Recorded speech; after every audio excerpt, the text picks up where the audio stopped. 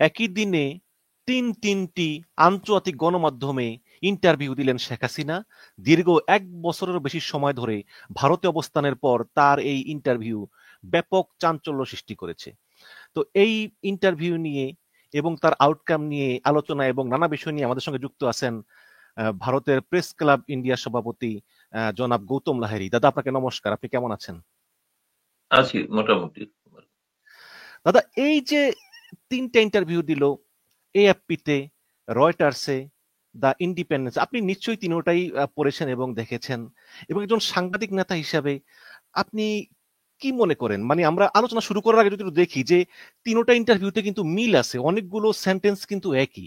এটা কি আসলেই ওনারা ওনারা বলেছে যে ওনারা ইমেল করেছেন, ঠিক আসলে শেখ হাসিনা নিজে বলেছেন নাকি তার পক্ষ হয়ে লবিস্ট ফার্ম বা পিআর ফার্ম লিখে দিয়েছে বলে আপনি মনে করেন? আমরা দেখেছি যে প্যালেটাইন মিডিয়া বা বিভিন্ন মিডিয়া তাদের হয়ে লবিং করতেছে। আপনার কি মনে হয়? না, এটা ঘটনা যে শেখ হাসিনা তো মানে সামনাসামনি বা শারীরিক ভাবে উপস্থিত থেকে কোনো ইন্টারভিউ দিতে পারবেন না, কারণ সেটা এখনো ভারত সরকারের সেরকম কোনো অনুমতি তার নেই। ফলে তিনি এতদিন বাদে যখন দেখছেন যে বাংলাদেশে যে আন্তর্জাতিক অপরাধ ট্রাইব্যুনালের বিচার প্রায় শেষ পর্যায়ে, সেই সময় তার যেটা মনে হয়েছে বাংলাদেশ সম্পর্কে বা তাদের বিরুদ্ধে, আওয়ামী লীগের বিরুদ্ধে যে সমস্ত অভিযোগ আনা হয়েছে, তার একটা পাল্টা ন্যারেটিভ যদি পশ্চিমা গণমাধ্যমে তৈরি করা যায়, সেটা ছিল একটা রাজনৈতিক রণনীতি। সেই কারণে যে তারা যে ফার্ম যাদের মাধ্যমে তারা যোগাযোগ করে, এই ফার্মের থেকে আমরা নিয়মিত প্রেস রিলিজ ইত্যাদি পেয়ে থাকি। এখান থেকেই আমরা জেনেছিলাম যে শেখ হাসিনা ইন্টারন্যাশনাল ক্রিমিনাল কোর্টে একটি মামলা দাখিল করেছেন। তাদের সেই প্রেস রিলিজ থেকেই জানতে পেরেছিলাম। তো এখন তিনি যে ইন্টারভিউটা যেটা দিয়েছেন, এটা যেহেতু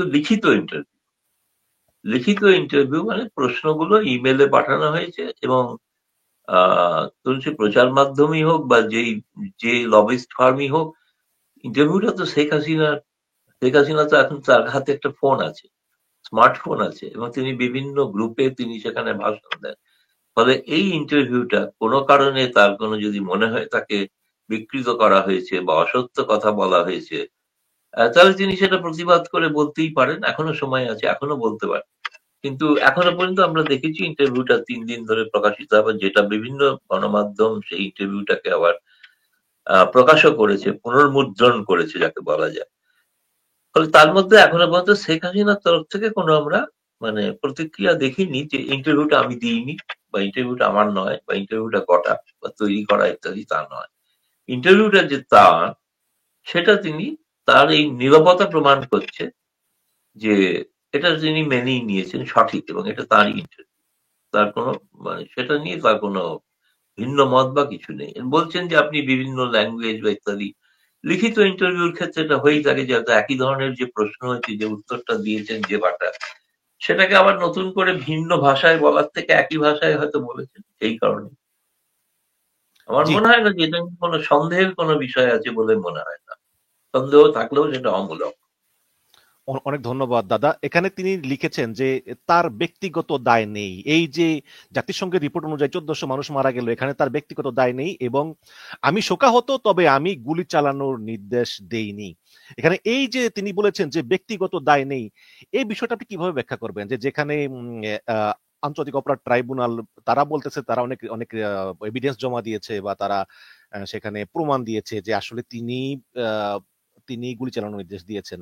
এটা আসলে যুক্তিসঙ্গত কিনা, বা এটা মানে মানে জনগণের কাছে এটা কতটুকু গ্রহণযোগ্য হবে? না, জনগণের কাছে গ্রহণযোগ্য হবে কি হবে না তার মাপকাঠি তো নির্বাচন। সেটা তো অন্য প্রসঙ্গ। ধরুন ৫ই আগস্টের পর থেকে আজ পর্যন্ত যা ঘটেছে, সেখানেও প্রচুর হত্যা হয়েছে, প্রচুর মানুষ গ্রেপ্তার হয়েছেন, অত্যাচারিত হয়েছেন, নিগৃহীতা হয়েছেন, খুন হয়েছে, ধর্ষিতা হয়েছে।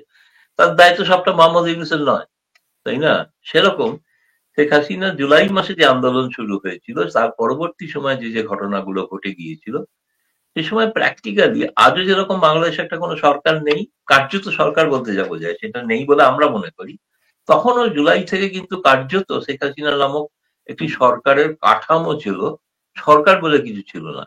বিভিন্ন সরকারের এজেন্সি গুলো, সেনাবাহিনী এক একটা এক এক রকম ভাবে কাজ করছিল, বিরুদ্ধে কাজ করছিল, এটা কিন্তু যেগুলো শেখ হাসিনা পরবর্তী নিজেও বলেছে যে তখন মানে তার কন্ট্রোল ছিল না পুলিশের উপরে। না, তার কন্ট্রোল ছিল না। মানে সেটাই তো তার পক্ষে, শেখ হাসিনার পক্ষে সব থেকে বড় সার্টিফিকেট যে ইউনূস যদি বলেন তার হাতে কন্ট্রোল ছিল না, বলে সব প্রত্যেক কটা অর্ডারই এখন যে তিনি গুলি চালাতে বলেছেন বলে কিছু সম্প্রতি কিছু অডিও ভিডিও রেকর্ড প্রকাশিত হয়েছে, সেগুলো সব পুরনো ঘটনা, নতুন এই সময়কার ঘটনা নয়। ফলে এগুলোকে তিনি এই সময় যে ঘটনা ঘটেছে ব্যক্তি শেখ হাসিনা, তিনি সেক্ষেত্রে তার তো দায় তো নিশ্চয়ই নেই, কারণ এটা একটা সরকার, একটা বিভিন্ন প্রতিষ্ঠানের মাধ্যমে চলে, বিভিন্ন এজেন্সির মাধ্যমে চলে, বিভিন্ন অ্যাডমিনিস্ট্রেটিভ উইং। আজ যেগুলো আমরা জানতে পারছি আর কি, যে অনেক ক্ষেত্রে ইচ্ছাকৃত ভাবে আহ যাতে এই শেখ হাসিনা বিরোধী জনমতটা আরো প্রবল হয়, লোকে যাতে আরো ক্ষুব্ধ হয়, আর সেই ধরনের একটা নীল নকশা তৈরি করা ছিল, যে নীল নকশা অনুযায়ী কাজ হয়েছে বলে আমরা মনে করি। এবং আমিও ব্যক্তিগত মনে করি, আমি এ নিয়ে গবেষণাও করছি। আমার আমার গবেষণা বিষয়টা হয়তো কোনো একদিন প্রকাশিত হতে পারে, সেটা কবে হবে জানি না, কিন্তু আমারও মনে হয়েছে দেখে যে এটা নিঃসন্দেহে এমন একটা, মানে যারা পছন্দ করেন না আওয়ামী লীগকে, অর্থাৎ তথাকথিতভাবে যেটা আমরা মনে করি যে লেফট অফ দ্য সেন্টার একটা গভর্নমেন্ট, যে গভর্নমেন্টকে অনেকেই যারা রাইটিস্ট তারা পছন্দ করেন, এটা আদর্শগত লড়াই, আমি ন্যায় অন্যায় যাচ্ছি না। ফলে তারা চাইবেনই যে এই সরকারটাকে কিভাবে উৎখাত করা যায়, আর বিশেষত ছোট ছোট দেশে, ভারতের মতো তো বিশাল দেশ নয়, ফলে ভারতের মতো দেশে এই ধরনের নির্লক্ষা করে সরকার ফেলে দেওয়া সম্ভব নয়। ছোট যত দেশ আছে, ধরুন বাংলাদেশ, নেপাল, ভৌগোলিক অর্থে ছোট আমি বলছি, বাংলাদেশ, নেপাল কিংবা পৃথিবীর অন্যান্য দেশে ইস্ট তিমর থেকে শুরু করে তার বা আগে যে বা অন্যান্য দেশে যেমন শ্রীলঙ্কা। শ্রীলঙ্কা, এই দেশগুলোকে অনেক বেশি নিয়ন্ত্রণ বা অনেকে এই দেশগুলোতে একটা মহল্লায় কে থাকেন আর একটা মহল্লার মানুষ তাকে প্রত্যেকে জানেন, নাম ধাম জানেন, বাড়ির লোক আমি ভারতে জানি না যে তামিলনাড়ুতে যিনি থাকেন তার বাড়িতে কে কে আছেন, কে কে থাকেন, কিন্তু এই ধরনের ছোট দেশগুলো সবাই সবাইকে জানতে পারে। ফলে আমার মনে হয়েছে যে এটার একটা যে ঘটনা, একটা এই সরকারকে উৎখাত করার একটা ষড়যন্ত্র ছিল, সেই ষড়যন্ত্রে আওয়ামী লীগের কিছু প্রশাসনিক ব্যর্থতা সেটাকে আমি বলবো ত্বরান্বিত করেছে, সেটা বলা যেতে পারে। সেই ব্যর্থতার বিষয়টা নিশ্চয়ই তারা দেখছেন, কিন্তু এটাকে অস্বীকার করে, যেমন পার্লামেন্টেতে প্রধানমন্ত্রী শেখ হাসিনা ভাষণে বলেছেন যে একজন গোঁড়া লোক আমার কাছে এসেছিল, গোঁড়াদের কথা যদি আমি শুনি তাহলে আমার সরকার থাকে যাবে। তারও আগে নভেম্বর মাসে, তো নির্বাচনের আগে, রাশিয়ার স্পোক্স পার্সন, ফরেন মিনিস্ট্রি, তিনি বলেছেন যে নির্বাচন যাই হোক শেখ হাসিনা জিতবে, কিন্তু শেখ হাসিনা তারপরে থাকতে পারবে না। রাশিয়ার স্পোক্স পার্সন, এগুলো কোনোটাই তো কেউই গুরুত্ব দেয়নি আমি দেখতে পাচ্ছি, তাই না? এগুলো তখন আমাদের কাছে মনে হয়েছিল আরে এগুলো কি বল, কিন্তু একটা স্পোক্স পার্সন যখন বলে তখন সেটা হচ্ছে সেই সরকারের মত, অর্থাৎ রাশিয়া সরকারের মত ছিল যে শেখ হাসিনা সরকার টিকবে না, কিন্তু সেটা শেখ হাসিনা আওয়ামী লীগের নেতা তারা অতটা গুরুত্ব দেয়নি। ফলে তাদের আজকে এই অবস্থা। ফলে আপনি যেটা প্রশ্নটা করেছেন সেই প্রশ্নটার উত্তর এক কথায়, সঠিকভাবে ব্যক্তিগতভাবে জুলাইয়ের থেকে যে ঘটনাগুলো ঘটেছে, কিভাবে ঘটেছে সেগুলো আরো তদন্তের প্রয়োজন আছে আমার মনে দাদা, হয়। আপনি গোঁড়াদের কথা বলেছেন, কিন্তু আপনার কি মনে হয় না যে আহ, গোঁড়া বা অন্য যারাই হোক, যাই বলুক না কেন, কিন্তু শেখ হাসিনার এই তিনটা নির্বাচন যেহেতু প্রশ্নবিদ্ধ ছিল এবং জনগণের একটা অংশ তাকে পছন্দ করতো না, এইসব কারণেই হয়তো বা এই গোঁড়ারা চান্স পেয়েছে এগুলো করার, বা সঠিক নির্বাচনে তিনি ক্ষমতায় থাকলে হয়তো এগুলো মানে হতো না। দেখুন, এই নিয়ে আমার ভিন্ন মত রয়েছে। এক নম্বর হচ্ছে আমি সমস্ত নির্বাচনকে মনে করি না যে কারচুপির নির্বাচন। সেটা কেন আমি ব্যাখ্যা আছে সেটা বলছি। গোঁড়ারা আজ থেকে নয়, গোঁড়ারা ৭১ সাল থেকে অসন্তুষ্ট, আজ বলে না, সেই বঙ্গবন্ধুর সময় থেকে অসন্তুষ্ট। ৭৫-এ নিহত হওয়ার পরে যে সরকারগুলো ছিল সেই সরকারগুলো চলছিল, কিন্তু তার পরবর্তীকালে আবার যখন গণতান্ত্রিক সরকার প্রতিষ্ঠিত হলো তখন থেকেই তারা কিন্তু সেই নীল নকশা শুরু করেছে। এবং আমি বলছি সব থেকে বেশি যেটা আহ এটা কোনো কারণে কি আলো কমে গিয়েছিল? উম, না, ঠিক আছে দাদা, ঠিক আছে। ঠিক আছে, না এখন ঠিক আছে, আমি দেখলাম একটু অন্ধকার হয়ে যাচ্ছিল সেই জন্য। তো আমি যেটা বলছিলাম যে সেটা হচ্ছে যে 2018টা আমার কাছে মনে হয়েছে বাংলাদেশের রাজনীতিতে একটা সন্ধিক্ষণ। আমি 2014 বা 2024 দুটো নির্বাচন কি বলবো, তাতে বিএনপি বা 2014-তে তো জামায়াতও অংশগ্রহণ করেনি। আর 18-তে তো প্রশ্নই ওঠে না, জামায়াত তো নিষিদ্ধ ছিল নির্বাচনের ক্ষেত্রে, 24-এও তাই ছিল। কিন্তু বিএনপি দুটি নির্বাচন নিজেরাই ঘোষণা করে বয়কট করেছে, সেটা হচ্ছে 14 এবং 24। 18-তে তারা অংশগ্রহণ করেছে। ওটা ঘটনা। 18 নির্বাচনকে আমি যদি বলেন, আমি ভারতীয় হিসেবে মনে করি বহু কিছু ঘটনা ঘটেছে যেগুলো না ঘটলেই ভালো ছিল। এই কারণেই এই 18-র যে দাগ সেটা 14-24-এ পড়ছে। 14-24 তা নয়। কেন নয়? তার কারণ হচ্ছে যে 14-তে তারা চেয়েছিলেন, শেখ হাসিনা জাতীয় সরকার গঠন করতে চেয়েছিলেন।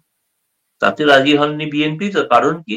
কারণ হচ্ছে তারা চাইছিলেন প্রধানমন্ত্রী শেখ হাসিনা পদত্যাগ করুন, তার অধীনে কোনো নির্বাচন হবে না। তারা একটা চাইছে কেয়ারটেকার সরকারের অধীনে নির্বাচন। কেয়ারটেকার সরকারের অধীনে নির্বাচন 2009 হয়েছে, সেখানে তারা গোহারা হেরেছেন, তাই না? সেই নির্বাচনটাকে সব থেকে ফেয়ার নির্বাচন বলে পশ্চিমা গণমাধ্যম বলেছিল, টাইম ম্যাগাজিন বলেছিল। এবং 14-র ক্ষেত্রে তারা বয়কট করেছিলেন একটাই, তাদের ধারণা ছিল যে পশ্চিমা শক্তি শেখ হাসিনাকে নির্বাচন করতে দেবেন না। কিন্তু আপনি বলুন তো, 14 নির্বাচন, যেটা বাংলাদেশের 71 সাল থেকেই বাংলাদেশের একটা মানুষ সব সময় মুক্তিযুদ্ধ এবং আওয়ামী লীগ বিরোধী। এটা আজকে নতুন তারা সৃষ্ট হয়েছে তা নয়। অন্তত আমি সংখ্যাটা হয়তো একটু বাড়তে পারে, 30% মানুষ বাংলাদেশের আওয়ামী লীগ এবং মানে লেফট অফ দ্য সেন্টার গভর্নমেন্টের বিপক্ষে ছিল, সব সময় ছিল। তারা মাথা চাড়া দিতে পেরেছে যখন এই ধরনের সরকারগুলোর প্রধানত চলে গেছে, সেনা সরকার দখল করেছে, সেনাতে যাদের প্রশ্রয় দেওয়া হয়েছে, তখন তারা আরো ফুলে ফেঁপে উঠেছেন। ফলে সেই ফুলে ফেঁপে ওঠার পরবর্তীকালে আবার তারা অবদমিত হয়েছেন 14 এবং 18 এবং 24-এ। কারণ তখন আর একটা গণতান্ত্রিক প্রক্রিয়া, মুক্তিযুদ্ধের পক্ষের মানুষ, এখনো আমি মনে করি মুক্তিযুদ্ধের পক্ষের মানুষ বাংলাদেশে বেশি, সংখ্যাধিক্য বেশি, মানুষ বেশি। ফলে সেই সংখ্যাটা আছেই বাংলাদেশে, সব সময়ই থাকবে, সেটা ছিল। তারা আজকে জয়ী হয়েছে, তারা আজকে ক্ষমতায়, এটুকুই বলতে পারি। সেই কারণে আপনি যে বলছেন কেয়ারটেকার সরকার, তারা চাইছেন কেয়ারটেকার সরকার, তাদের পছন্দের কেয়ারটেকার সরকার। এবং কেমন কি বলতে গেলে বলতে হয় যে সেই কেয়ারটেকার সরকার তাদের আবার নির্দিষ্ট কিছু সিটে জয়লাভ করিয়ে দেবেন, এমন কেয়ারটেকার সরকার। এটা কি হয় কোথাও? ধরুন ভারতবর্ষে কংগ্রেস পরাস্ত দীর্ঘকাল রাজত্ব করার পর, আজকে কংগ্রেস দল ঠিক করে দেবে নির্বাচনটা কিভাবে হবে? সেটা কি হওয়া সম্ভব? এটা কি গণতান্ত্রিক নিয়ম? কিন্তু তাতে দাদা, তো কংগ্রেস দল নির্বাচন বাংলাদেশে তো বয়কট করে না। একটা সেটেল ইস্যু ছিল যে তত্ত্বাবধায়ক সরকার থাকবে প্রতি বছর 5 ঘটনা বছর পর পর, কিন্তু এটা তো অভিজ্ঞতাটা আওয়ামী দেখুন, লীগ তত্ত্বাবধায়ক আওয়ামী লীগ তাদের ক্ষমতা খাটিয়ে বাদ করেছে, এজন্য আর কি। না, ঠিক কথাই। তার কারণ হচ্ছে সেই তত্ত্বাবধায়ক সরকার যে নির্বাচন দিয়েছিল 2009, তার আগের ইতিহাসটা দেখুন, কতকাল রাস্তায় নেমে আন্দোলন করতে হয়েছিল। তাহলে একটা এই তত্ত্বাবধায়ক সরকার এখন তথাকথিত, যেটা তত্ত্বাবধায়ক নয়, অন্তর্বর্তী সরকার, এরাও নির্বাচন দেবে কিনা সন্দেহ আছে, যতক্ষণ না আপনি একটা গণ আন্দোলন রাস্তায় গড়ে তুলতে পারবেন। ক্ষমতা এলে ক্ষমতা কেউ ছাড়তে চায় না, সোজা কথা। সেটা আপনি যদি বলেন যে শেখ হাসিনার ক্ষেত্রেও তাই, বিএনপির ক্ষেত্রেও তাই, কিন্তু মানুষ ক্ষমতা ছাড়তে বাধ্য করেন, মানুষই করেন। ফলে এই 2024-এর আন্দোলনে ধরুন, আমি বলবো যে নিশ্চিতভাবে যদি নীল নকশা থাকুক, যাই থাকুক, কিন্তু এটাও ঘটনা যে বেশ কিছু সাধারণ মানুষ এবং আওয়ামী লীগ পন্থী মানুষও যোগ দিয়েছে, যারা বঞ্চিত মনে করেছিলেন শেখ হাসিনার সময়। কিন্তু তারা পরবর্তীকালে বুঝেছেন যে তারাও একটা ষড়যন্ত্রের শিকার হয়েছেন, তারা এখন তাদের মত বদলাচ্ছেন, মত বদলে ফেলেছেন ইতিমধ্যে 1 বছরের মধ্যে। এখানে সেই কারণে আমি বলবো যে 14 এবং 24-এর নির্বাচনটাকে যদি আপনি বলেন যে কোন পশ্চিমা দেশ বাংলাদেশের নির্বাচনকে যাই আখ্যা দিয়ে থাকুক, কে কূটনৈতিক সম্পর্ক বিচ্ছিন্ন করেছিল বা কে ব্যবসা করতে চায়নি?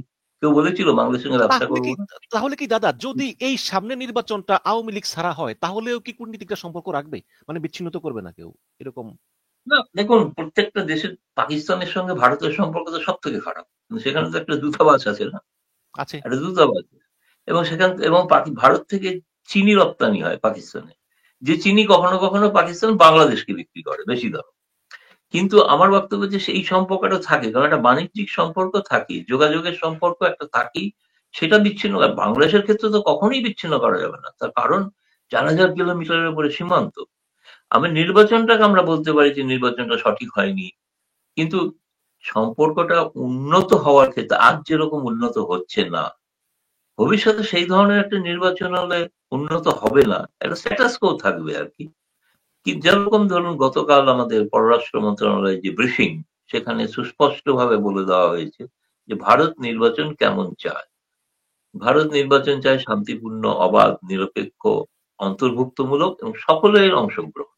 সকলের অংশগ্রহণ বলতে পরে ধরুন আমরা অন্য সূত্র থেকেই জানতে পেরেছি আপনারা কেন বলছেন অংশগ্রহণমূলক বলতে কি বোঝায়?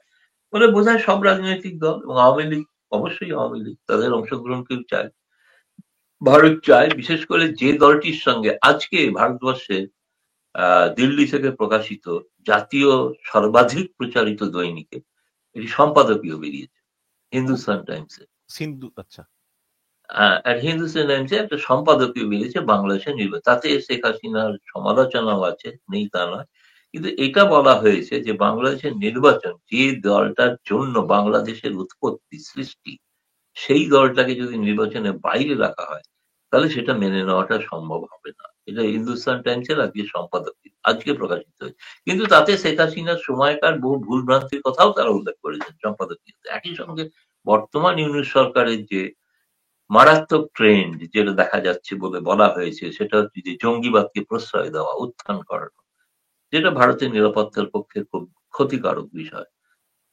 কিন্তু মূল বিষয়টা ভারতে আপামর যদি বলেন, আপনি যদি ভারতের কোনো কেউ গণভোট নেয়, ভারতে এটা দীর্ঘ ঐতিহাসিক কারণে ভারতে কিন্তু বেশিরভাগ মানুষ তারা বঙ্গবন্ধুকে শ্রদ্ধা করেন এবং বঙ্গবন্ধু সৃষ্ট পার্টি আওয়ামী লীগের প্রতি অত্যন্ত সহানুভূতিশীল, অন্য কোনো দলের প্রতি ততটা সহানুভূতিশীল নয়। এবং সেই সেটা সহানুভূতি না হওয়ার কারণটা তাদের আচরণে সেটা প্রমাণ করতে হবে যে তারা একই রকম সহানুভূতিশীল হতে পারেন, মানে সহানুভূতিশীল হওয়ার যোগ্যতা অর্জন করতে পারেন, আমি বলছি। ধন্যবাদ কারণ এটা দাদা। ঘটনা তো।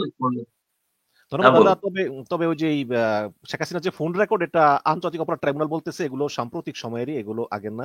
যাই হোক, এখন আমরা যদি ফিরে আসি, যে আপনি আগে বললেন, প্রোগ্রামে আছি।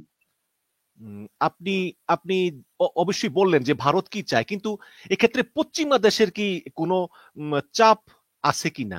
আমি যদি একটু বলি, শেখ হাসিনা তার ইন্টারভিউতে বলেছেন যে আমার পরিবারের নেতৃত্ব দেওয়ার প্রয়োজন নাই, আওয়ামী লীগকে রাজনীতি করার সুযোগ দেওয়া হোক, আমার পরিবারের নেতৃত্ব দেওয়ার প্রয়োজন নেই।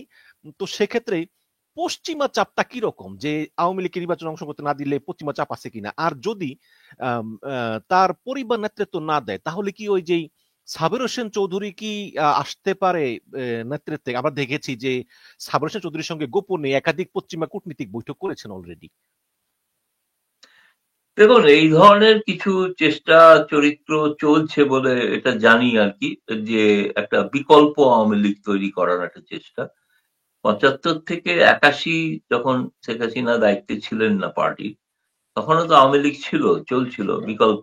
কিন্তু বাংলাদেশের প্রত্যেকটা ক্ষেত্রেই এটা দেখা গেছে যে বঙ্গবন্ধু পরিবার, এই পরিবারের সঙ্গে একটা আদর্শ জড়িয়ে আছে যেটা তাদের নেতৃত্ব ছাড়া সাময়িকভাবে কোনো, এখন যেহেতু একটা হতে পারে এটা রাজনৈতিক কৌশল হতে পারে, কিন্তু শেখ হাসিনাদের সেটা হচ্ছে এই মুহূর্তে যেহেতু তারা সমস্ত আক্রমণের লক্ষ্য, সুতরাং তারা যদি, তিনি যখন বলেছেন একটা ইন্টারভিউতে যে এখন অন্য কেউ, তার মানে এই নয় যে আরো কেউ নেতৃত্ব দিতেই পারেন, সেটা সাবির হোসেন চৌধুরী কি নাম কি আরেকজন মান্না, আমি নাম এরকম জানি না, এরকম বলতে পারবো না। কিন্তু একটা বিকল্প চেষ্টা তো নিশ্চয়ই একটা আছে এবং হতেই পারে, কিন্তু সেটাতে অবশ্যই কিন্তু সেই দলটার প্রতি আদর্শগত দিক থেকে এবং মানে আমি বলবো সমর্থনের যে আশীর্বাদের কথা যদি বলেন, তাহলে শেখ হাসিনা পরিবারের আশীর্বাদ দষ্ট এমন একটা দলই হতে হবে আর কি। সাময়িক নেতৃত্ব কেউ হতে পারে, কিন্তু ভবিষ্যতে ৮১-তে যেরকম সবাই আওয়ামী লীগের নেতারা সিদ্ধান্ত নিয়েছিলেন যে না, শেখ হাসিনাকেই দায়িত্ব নিতে হবে, নালে তাদের পক্ষে তারা রাজনীতি করা সম্ভব নয়। ভবিষ্যতে এমনও হতে পারে যে শেখ হাসিনা বা তার পরিবারের কেউ একটা দায়িত্ব নিলেন, এরকম ভবিষ্যতে বা বর্তমানে এখন এই মুহূর্তে সত্যি সত্যি এটা প্রয়োজন যে যারা দেশের বাইরে আছেন তাদেরকে আবার দেশে ফেরার একটা সুযোগ করে দেওয়া। দ্বিতীয়ত, এটা দীর্ঘ অনন্তকাল তো কেউ বিদেশে এরকম থাকতে পারেন না, থাকা সম্ভব না। দ্বিতীয়ত, এটা সব দিক থেকেই অসুবিধা, যে দেশে আছেন সেই দেশের পক্ষেও একটা অসুবিধা যদি না সেখানে রাজনৈতিক আশ্রয় চান, কিন্তু ভারতে রাজনৈতিক আশ্রয় দেওয়া হয় না, রাজনৈতিক আশ্রয়ের নিয়ম নেই, যুক্তরাষ্ট্রে হয়তো আছে। জি, সেই ধন্যবাদ। ক্ষেত্রে তাদের একটা এবং একটা আর্থিক সংকট হতে পারে, দীর্ঘদিন বাইরে থাকার ফলে তাদের অনেকেই হয়তো ব্যবসা বাণিজ্য করতেন যেগুলো করতে পারছেন না, তার ফলে এত টাকা রোজগার করে অনন্তকাল চালিয়ে যাবেন এর মনে তো হয় না আর কি আমার। যাই হোক, সেই কষ্টের কথা আমরা জানি, কিছু শুনেছি কিছু কিছু লোকের মুখে। তারা হয়তো ফেরার একটা তাগিদ আছে, তারা গিয়ে সেখানে তাদের নিজ জায়গায় ফিরলে স্বাভাবিক রাজনীতি যেটা করার, মিটিং মিছিল করলেন, তার নির্বাচনে দাঁড়িয়ে তারা পরাস্ত হন, পরাস্ত হলেন। মানুষ তো যদি মনে করেন যে ইউনূস সরকার মনে করছেন, বা অনেকেই মনে করছেন যে শেখ হাসিনার দলকে কেউ মানুষ পছন্দ করে না এখন আর। তো পছন্দ করে না যখন, তাকে তো ভোটে হারিয়ে দেবে। তো হারিয়ে দিলে তারা থাকবেন, হেরে যাবেন। কিন্তু তাদের তো একটা, অনেকে যেমন জেলে আটক আছেন, তাদের এখনো জামিন দেওয়া হয়নি। বহু লোকের শারীরিক অবস্থা খুবই খারাপ। বেশ কিছু মানুষ জেলের মধ্যে মারা গিয়েছেন বলে, যেটা শেখ দাদা হাসিনা এটাই আমি আন্তর্জাতিক অপরাধ বলতে ট্রাইব্যুনালে চাই, জি, যে বলেছেন। এই যে আর্টিকেল 15 এটা ধারায় মামলা করেছে লন্ডনের ডাউটি স্ট্রিট চেম্বার্সের কেসি স্টিভেন পাওয়েলস। আর্টিকেল হুম, 15 ধারায় তাদের প্রসিকিউটরের কাছে, আইসিসির প্রসিকিউটর কাছে তদন্তের জন্য বলেছে। সেখানে বলেছে যে 8ই আগস্টের পর থেকে এ পর্যন্ত 400 আওয়ামী লীগ নেতা কর্মী কে পিটিয়ে হত্যা, গণপিটুনিতে মারা গেছে এবং 25 জনের বেশি তারা পুলিশ হেফাজতে মারা গেছেন। এবং এই যে তদন্তের আহ্বান, মানে এটা আমরা অনেক কিছু আসলে জানি না আসলে এটার প্রসেস কি বা কি আসলে, মানে এটার ইম্প্যাক্টটা কি হতে পারে আপনি মনে করেন, এই যে না এটা দেখুন, তদন্তের আহ্বান আমার জানালো। প্রথম কথা হচ্ছে আন্তর্জাতিক খ্যাতিসম্পন্ন একজন আইনজীবী, তিনি, তাকে তাকে তাকে প্রাথমিকভাবে তাকে একটা তার একটা ধারণা বা একটা তৈরি করতে হয়েছে যে এই অভিযোগটা আমি যে দায়ের করবো, সে একটা অভিযোগটার পিছনে একটা বস্তুনিষ্ঠতা থাকতে হবে আর কি, সত্যতা থাকতে হবে। তা না হলে তিনি যে কোনো মামলা গ্রহণ করবেন না। তিনি মামলা গ্রহণ, এরকম নয় যে কেবলমাত্র তাকে একটা আহ তার পারিশ্রমিক দেওয়া হবে সেই কারণে তিনি যে কোনো মামলা গ্রহণ করবেন। তার যে, আপনি কেস হিস্ট্রি ইতিহাস দেখেন, দেখবেন তিনি সেই ধরনের মামলাই গ্রহণ করেছেন।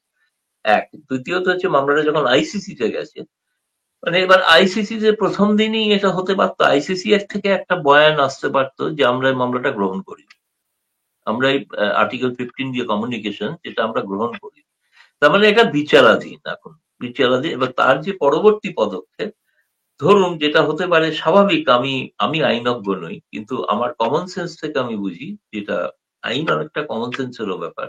হুম, তবে কমন সেন্স থেকে যেটা বুঝি সেটা হচ্ছে, হয়তো এটার জন্য ইউনূস সরকারের বিরুদ্ধে যে অভিযোগ হয়েছে, সেই অভিযোগ সম্পর্কে প্রাথমিক তার জবাব তারা চাইতে পারে ইউনূসের থেকে, ইউনূস সরকারের পক্ষ থেকে, যে এই আপনার বিরুদ্ধে এই অভিযোগ এসেছে, এই ব্যাপারে আপনার কি বলার আছে। তিনি তার মতো বক্তব্য বলতে পারেন। তার পরবর্তী দ্বিতীয় পদক্ষেপ হতে পারে যে তারা সেইটার ভিত্তিতে হতে পারে যে তারা মনে করেন যে ইউনূসের সরকারের জবাব সন্তোষজনক, তাহলে মামলাটি সেখানে নিষ্পত্তি হয়ে যাবে। আর যদি মনে হয় যে না, এটা সন্তোষজনক নয়, ফলে তখন কিন্তু একটা তদন্ত কমিটি তৈরি হতে পারে। সেই তদন্ত কমিটি তদন্ত করে দেখতে পারে আর কি। আমার সাধারণ বুদ্ধিতে এইটুকুই মনে হয়। জি দাদা, আপনার কাছে যদি সময় একটু থাকে আমরা একটু দুইটা বিষয় নিয়ে যদি একটু আলোচনা করি, বেশি সময় নেব না। হুম। এই যে জেনারেল শাহির শামশাদ মির্জা, তাকে এই যে আপনাদের অনেক মিডিয়া বলতেছে যে অখণ্ড বাংলার ম্যাপ উপহার দিয়েছেন, কিন্তু ইউনূস সরকার বলতেছে যে না, আমি এমন সবাইকে দিয়ে থাকি, এই যে দেখেন অন্যদেরকে, অন্য রাষ্ট্রপ্রধানদেরকেও দিয়েছি। তো এক্ষেত্রে আসলে ভারতীয় মিডিয়া কি ভুল কিনা, যে আসলে তো তিনি বলতেছেন এটা জুলাই গ্রাফিতি, এটা আসলে অখণ্ড বাংলার ম্যাপ না। হ্যাঁ, তিনি বলতে চাইছেন যে এটা জুলাইয়ের একটা গ্রাফ, একটা কতগুলো যে দেওয়াল চিত্র ইত্যাদি যে আঁকা হয়েছিল তার পুস্তিকা, সেই জুলাই বিজয়ের পুস্তিকা আর কি। জুলাই বিজয়ের পুস্তিকাতে কতগুলো ছবি রয়েছে। এখানে তো ভারত সরকারের কাল পররাষ্ট্র মন্ত্রণালয়, তো আমি নিজেই এই প্রশ্নটা করেছিলাম, এবং ও সেই আচ্ছা। প্রশ্নটার জবাবে তারা বলেছেন যে ইতিমধ্যেই বাংলাদেশ সরকার একটা ব্যাখ্যা দিয়েছে। ফলে সেখানেই ব্যাপারটা, মানে আর কিছু এটা নিয়ে আর কিছু বলার নেই। কিন্তু যেটা ব্যক্তিগত মত, আমি যেটা প্রশ্ন রাখার, যে প্রশ্নটা রেকর্ডেড, যে প্রশ্নটা স্ক্রিপ্ট আপনি দেখতে পাবেন, সেই প্রশ্নটাতে আমি বলেছি যে যখন একটা আপনি পুস্তিকা দিতেই পারেন, যে কোনো পুস্তিকা, যেটা মানচিত্র যদি দেখা যায় তার মধ্যে একটা একটা ছবি হচ্ছে একটা মানচিত্রের মতো, এবং যে মানচিত্রটাকে দেখানো হচ্ছে একটা বৃহত্তর বাংলাদেশ, যাতে ভারতের একটা অংশ তাতে যুক্ত আছে, সেটা সরকার প্রধান যখন সেটা ডিস্ট্রিবিউট করেন, যখন দেন, আমার কূটনৈতিক জ্ঞান অনুসারে তার একটা সম্মান, তার একটা মানে সমর্থন, প্রচ্ছন্ন সমর্থন ওই ছবিটার প্রতি রয়েছে। কারণ ইউনূস, আপনি বিচ্ছিন্ন ভাবে দেখে লাভ নেই। ইউনূস বলেছেন, সেভেন সিস্টার সম্পর্কে মন্তব্য করেছেন। পরবর্তীকালে তাদের কূটনীতিবিদরা তারা বলেছেন যে ভারতকে ওই কারণেই ভারতকে বাংলাদেশের সঙ্গে সম্পর্ক রাখতে বাধ্য হতে হবে। তারা বঙ্গোপসাগরের অভিভাবক বলে দাবি করেছেন। তার সঙ্গে এই ছবিটার একটা পার্সপেক্টিভ আছে, একটা মিল আছে। এখন অনেকে পরবর্তীকালে বলছেন যে না, এটা আসলে মানচিত্রই তো নয়, এটা একটা ছবির মতো আঁকা হয়েছে, দেখতে বাংলাদেশের মানচিত্রের মতো লাগছে, কিন্তু এটা আসলে মানচিত্র নয়। কিন্তু আমার বক্তব্য হচ্ছে যে আমি এটাকে খুব ছোটভাবে সহজভাবে দেখছি না। আমি এটাকে দেখছি একটা গূঢ় রাজনৈতিক আদর্শ হিসাবে দেখছি, যেটা বাংলাদেশ গোটা বিশ্বে প্রচার করতে চাইছে। ভারত সরকার এখনো সেভাবে রিয়াক্ট করেনি, রিয়াক্ট করছেনও না, রিয়াক্ট করছেনও না। সেটাকে নিয়ে ভারত কোনো বিতর্কে জড়াতেও চাইছেন না। কিন্তু এর মধ্যে যে প্রচ্ছন্ন বার্তাটা আছে, এই বার্তাটা আমি একজন সাংবাদিক হিসেবে এবং দীর্ঘকাল ধরে কূটনীতিক সংবাদ করার ক্ষেত্রে আমার কাছে মনে হয়েছে এই বিষয়টা কূটনৈতিক শিষ্টাচারের বাইরের একটা বিষয়, বহির্ভূত বিষয়। এটা প্রধান উপদেষ্টার পক্ষে করাটা সমীচীন নয়। এটা অন্য কেউ করতে পারতেন, কিন্তু প্রধান উপদেষ্টা স্বয়ং যখন দিচ্ছেন তখন তার মধ্যে যে মানচিত্র, যেটা কি দেখুন ছবিতে আবার সেটা প্রথমে দেখানো হচ্ছে, যে ছবিগুলো আসছে ছবিতে সেই বিষয়টা দেখানো হচ্ছে প্রচ্ছন্ন। কাকে? পাকিস্তান, যে পাকিস্তান 1971-এর বদলা নিতে চায়। আপনি জাতিসংঘে দিয়েছেন, আর কোন রাষ্ট্রপ্রধানকে দিয়েছেন, ঠিক আছে, কিন্তু পাকিস্তানকে দেওয়ার মধ্যে পাকিস্তানের মধ্যে সেই মনোভাবটা আমি সময় হয়নি, নাহলে আমি পাকিস্তানের সংবাদ মাধ্যমগুলো একটু স্টাডি করে দেখতাম যে তারা কিভাবে রিপোর্ট করেছে বিষয়টাকে, সেটা দেখলে আর কি বোঝা যেত। অনেক ধন্যবাদ দাদা, আপনি ক্লিয়ার করেছেন। আমার আমার শেষ প্রশ্ন, আপনি যেহেতু কালকে ভারতের পররাষ্ট্র মন্ত্রণালয়ের ব্রিফিং এ রণধীর সাওয়ালের সেখানে আপনি ছিলেন, এখানে মানে সেখানে বলা হয়েছে যে জাকির নায়েক নভেম্বরে ঢাকায় আসতেছেন। তো জাকির নায়েক একজন পলাতক আসামি, তিনি ভারতে ওয়ান্টেড, তাই আমরা আশা করি তিনি যেখানেই যান না কেন সংশ্লিষ্ট দেশ তার বিরুদ্ধে যথাযথ ব্যবস্থা নিবে এবং তাকে ভারতের হাতে তুলে দিবে। মানে এই জাকির নায়েকের বিষয়টা তো আসলে অত্যন্ত মানে স্পর্শকাতর। এখন তিনি যে এই 28-29 নভেম্বর তিনি বাংলাদেশে আসবেন বলে আমরা শুনেছি, তাহলে আপনার কি মনে হয় যে আসলে এমনটা পরিস্থিতি আছে যে আসলে বাংলাদেশ তাকে ভারতের হাতে তুলে দিবে, বা তিনি জেনে শুনে আসলে বাংলাদেশে আসবেন, এরকম কিছু? না, আমার এখন তো এরপরে মনে হচ্ছে, আমি নিজে ব্যক্তিগতভাবে কিছুটা খোঁজ করেছি, খোঁজ করে দিয়েছি, বাংলাদেশের কিছু গণমাধ্যম বা বাংলাদেশের কিছু এই ধরনের ইসলামিক দল তারা হয়তো চাইছিলেন এই সময় জাকির নায়েককে নিয়ে আসতে এখানে। কিন্তু কতটা বাংলাদেশ সরকারের এ ব্যাপারে সায় আছে সেটা নিয়ে কিন্তু এখনো আমি পরবর্তীকালে খোঁজ নিয়ে দেখেছি এটা ততটা হয়তো নয়। দুই, মালয়েশিয়াতে কিন্তু এখনো জাকির নায়েক কিন্তু বাংলাদেশে যাওয়ার জন্য ভিসার আবেদন করেন। এটা আমি শুনলাম সর্বশেষ সংবাদ, যদি সত্য হয়ে থাকে আর কি। কিন্তু ফলে বাংলাদেশ সরকারের যেহেতু দায় নেই, বাংলাদেশ সরকার তিনি এলে কি করবেন সেটা এখন আগাম বলাটা মুশকিল। তবে আমার মনে হয় না বাংলাদেশ যিনি আসেন তাহলে বাংলাদেশ সরকার তাকে ভারতের হাতে তুলে দেবেন, এমন কারণ যেহেতু কোনো ইন্টারপোলের এখনো কোনো নোটিশ নেই জাকির নায়েক। ভারতে যিনি ভারত থেকে পলাতক, ভারতে অপরাধী, কিন্তু ইন্টারপোলের নোটিশ থাকলে হয়তো একটা অন্যরকম মানে হতো। সেই কারণে বাংলাদেশের সরকারের পক্ষে যুক্তি থাকবে যে তাকে ভারতের হাতে তুলে দেওয়ার কোনো প্রশ্নই ওঠে না। দাদা, আপনি আজকে অনেক বিষয় নিয়ে আমাদেরকে খুব ভালোভাবে বিশ্লেষণ করেছেন। আপনাকে অনেক অনেক ধন্যবাদ আমাদের অনুষ্ঠানে অংশগ্রহণ করার জন্য। আপনি ভালো থাকবেন। ধন্যবাদ, ধন্যবাদ। ধন্যবাদ।